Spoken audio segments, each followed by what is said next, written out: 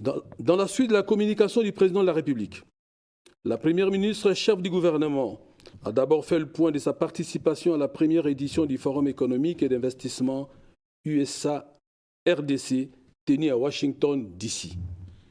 Cette rencontre d'envergure s'est inscrite dans la volonté commune des deux pays de renforcer leur partenariat économique et stratégique, fondé sur la confiance, la transparence et la prospérité de nos peuples.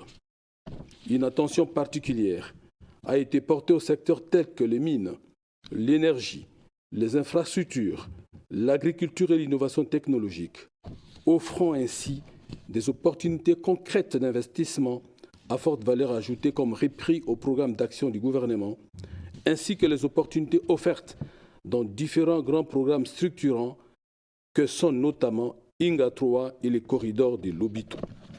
Au cours de ces forums, le ministre des Ressources hydrauliques et électricité a signé un mémorandum d'attente de 1,5 milliard de dollars américains avec la firme américaine Hydraulic pour l'importation de l'électricité de l'Angola.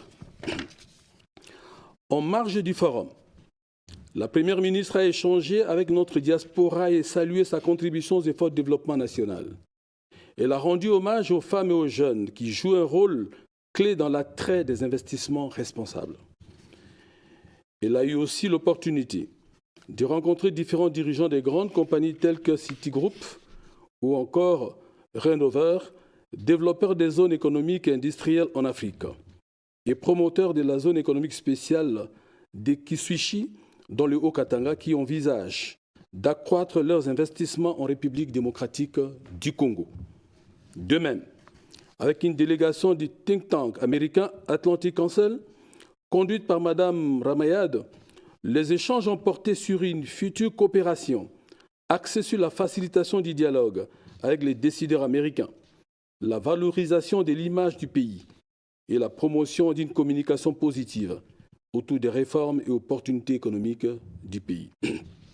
Ainsi, la Première ministre a demandé aux ministres sectoriels concernés de faire le suivi des recommandations du forum et de lui faire régulièrement rapport afin de consolider les engagements pris à Washington et assurer la concrétisation des partenariats engagés. Dans un second chapitre, la Première ministre a insisté, comme abordé par le président de la République, sur une coordination plus étroite des ministres sectoriels concernés afin de mieux capitaliser l'appréciation du franc congolais. Au sujet de l'incendie qui a ravagé des immeubles résidentiels et plusieurs hangars de l'espace de travail des menuisiers et artisans dans la nuit du samedi 11 au dimanche 12 octobre 2025, dans le quartier d'Elvo, commune d'Engaliem à Kinshasa, la Première ministre a rappelé la nécessité de la promotion des produits d'assurance au sein de la population, notamment dans les secteurs d'activité économique vulnérables. 2.4. Note d'information relevant du secteur de l'éducation nationale. La ministre d'État, ministre de l'Éducation nationale et Nouvelle Citoyenneté, a informé les conseils des engagements au sommet des filles d'Afrique de l'Ouest et du Centre tenu à Dakar du 10 au 11 octobre 2025. Ces assises ont marqué une étape politique majeure, réaffirmant que l'investissement dans les filles est un investissement économique et sociétal à haut rendement et non une simple dépense sociale. Par la déclaration de Dakar, les filles de 24 pays appellent à un programme d'action assorti des mécanismes de redevabilité directe et à l'engagement de chaque gouvernement pour 1. Renforcer la visibilité des dépenses publiques destinées aux filles, 2. Institutionnaliser le suivi budgétaire sensible au genre. Afin de consolider le leadership de la RDC, le gouvernement a été sollicité pour la validation du principe et de l'architecture générale du programme à travers des mesures stratégiques visant notamment à dégager une feuille de route nationale détaillée des investissements prioritaires pour les filles et un référentiel technique pour l'introduction de l'identifiant budgétaire transversal dans la nomenclature 2027. Il sera également question d'entériner les principes de la mobilisation des partenaires techniques et financiers autour du pacte de financement commun pour les adolescentes, afin de garantir la cohérence et la pérennité du programme national.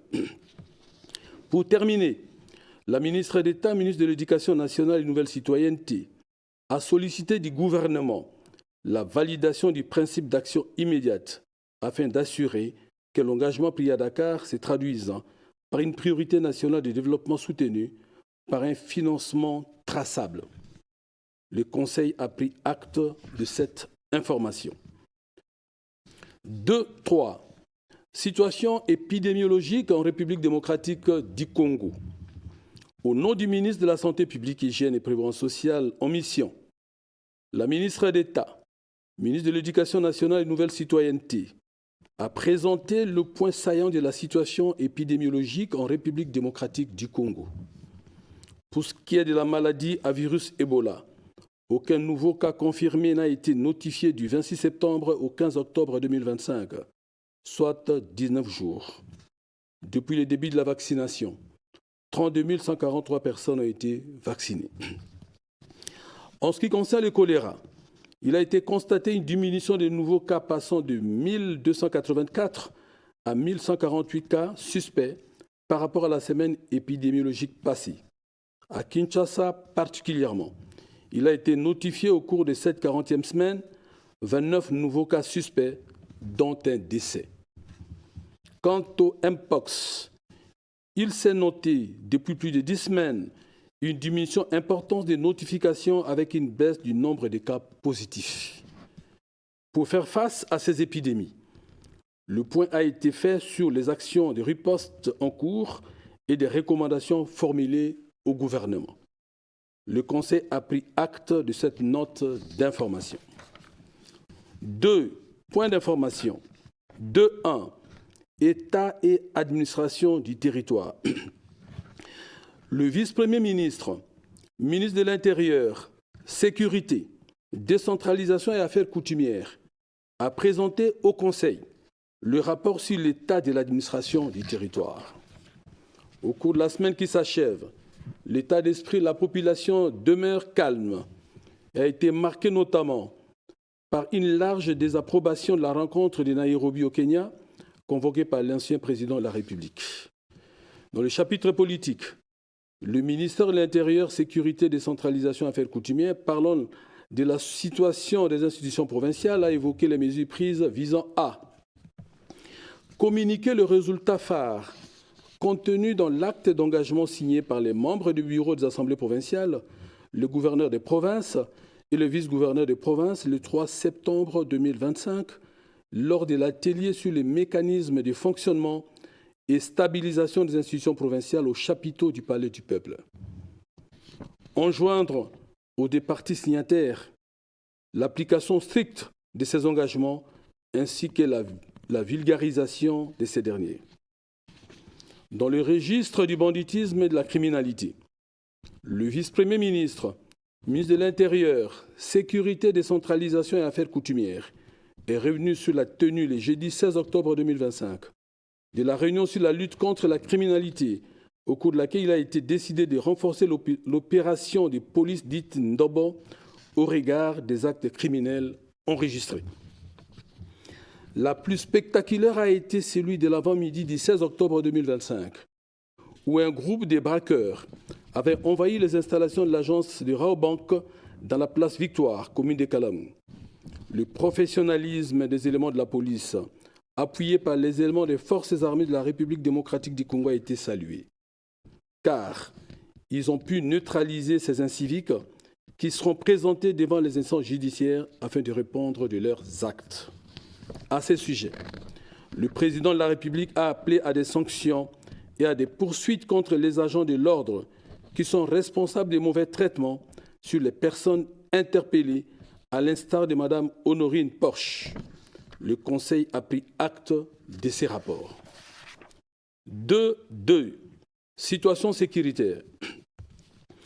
Le vice-premier ministre, ministre de la Défense nationale et ancien combattant, a présenté au Conseil la situation sécuritaire de l'ensemble du pays.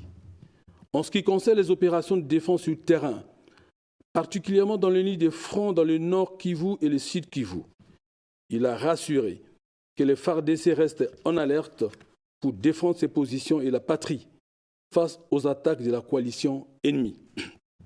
En outre, les FARDC ont intensifié la pression sur les groupes armés opposés au programme PDDRCS, notamment la CRP de Thomas Lubanga, le groupe Codeco actif en Ituri, ainsi que la milice Mobondo opérant dans le triangle Congo central, ville de Kinshasa, Grand Bandundu. Le Conseil a pris acte de ces rapports.